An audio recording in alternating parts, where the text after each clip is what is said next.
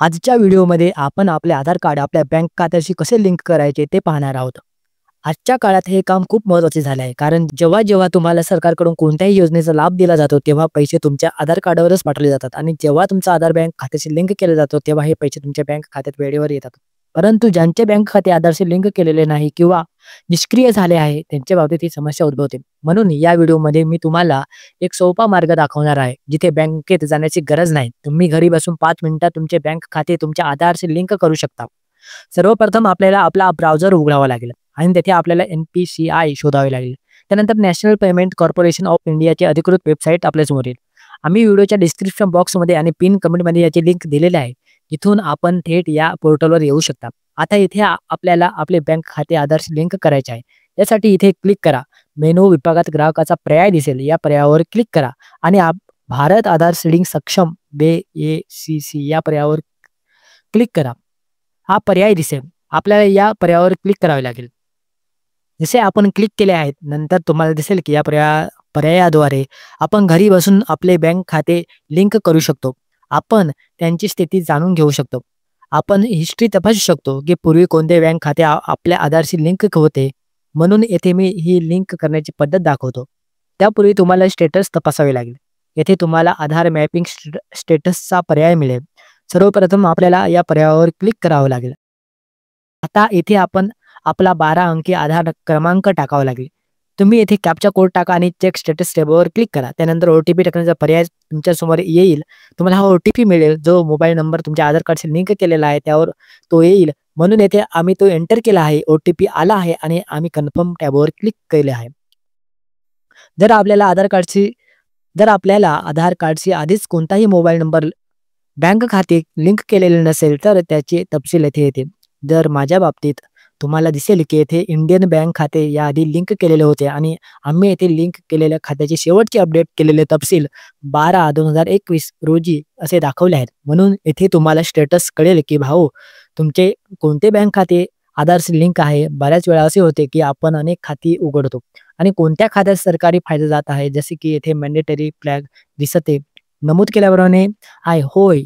तर अशा परिस्थितीत तुमचं स्टेटसमध्ये समस्या आहे होय, तर अशा परिस्थितीत तुमचे फायदे या खात्यात येतील. जर नो नमूद केले असेल, तर अशा परिस्थितीत तुमचे खाते निष्क्रिय झाले आहे. तुमच्या मॅपिंग स्टेटसमध्ये समस्या आहे. तुम्ही पैसे तुमच्या खात्यात येणार नाहीत.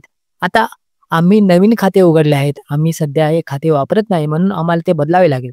यासाठी येथे आधार सीडिंगचा आपल्याला या पर्यायावर क्लिक करावे लागेल आणि सीडिंग केल्यानंतर लिंकिंगसाठी आपल्याला आपला 12 अंकी आधार क्रमांक प्रविष्ट करावे लागेल. तुम्हाला काय करायचे आहे, सीडिंग किंवा डिसीडिंग? उदाहरणार्थ, जर तुम्हाला आधीच लिंक केलेले खाते काढून टाकायचे असेल आणि तुम्हाला त्याची आवश्यकता नसेल, तर डिसीडिंगचा पर्याय दिसेल. परंतु जर तुम्हाला ते सीडिंग करायचे असेल किंवा जोडायचे असेल, तर आपण येथे सीडिंग पर्यायावर क्लिक करू. आता बँक निवडीसाठी एक पर्याय तुमच्या समोर येईल. येथे तुम्हाला जवळजवळ सर्व बँकेचे नावे सापडतील, ज्या बँक खात्याशी तुम्हाला तुमचे आधार कार्ड लिंक करायचे आहेत.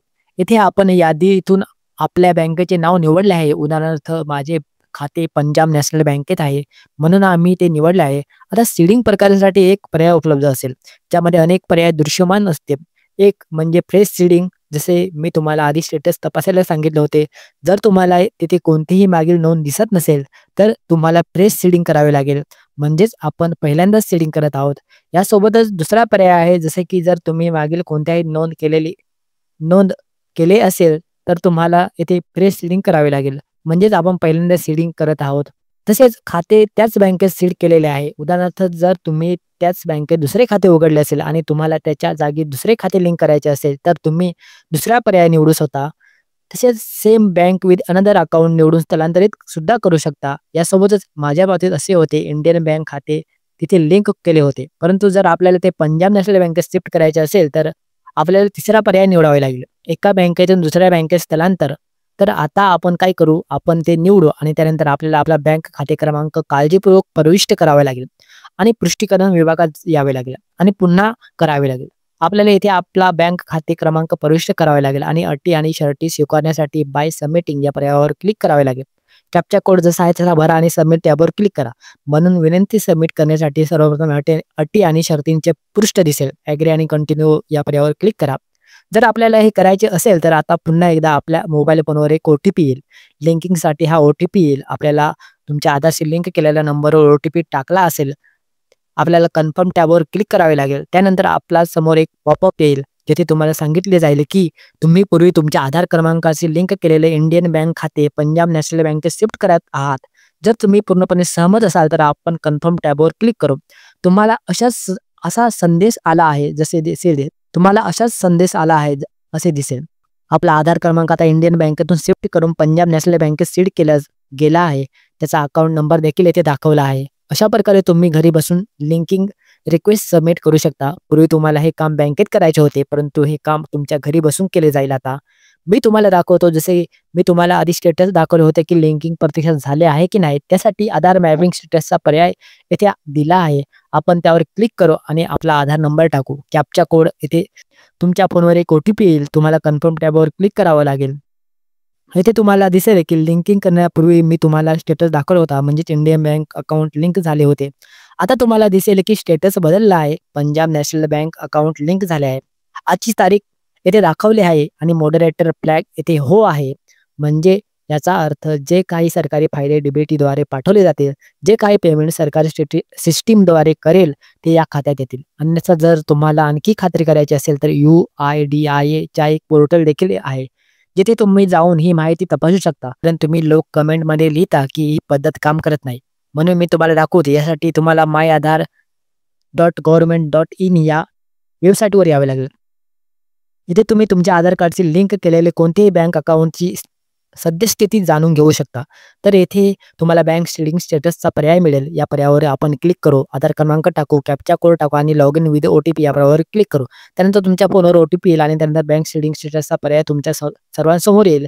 येथे तुम्हाला दिसेल, की NPCI पोर्टल रिक्वेस्ट रजिस्टर होतात त्याच वेळी आपले बँक खाते येथे देखील अपडेट केले जात आहे. म्हणजेच आज आज आपण लिंक केलेले नवीन पंजाब नॅशनल बँक खाते अपडेट केले आहे आणि भविष्यात जे काही फायदे येतील ते नवीन खात्यात येतील.